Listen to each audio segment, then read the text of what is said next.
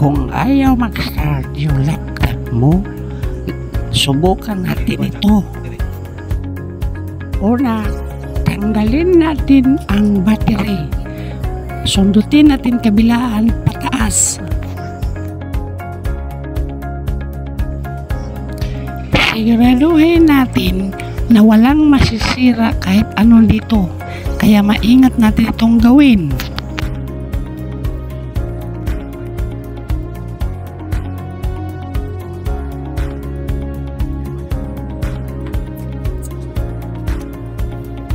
Kapag ayaw pa rin gumagana, subukan natin tanggalin ang RAM.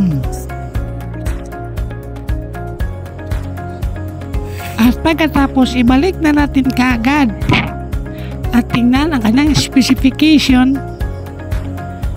Ibalik ang RAM, ibalik ang battery. At dito, subukan natin pindutin ang kanyang switch button.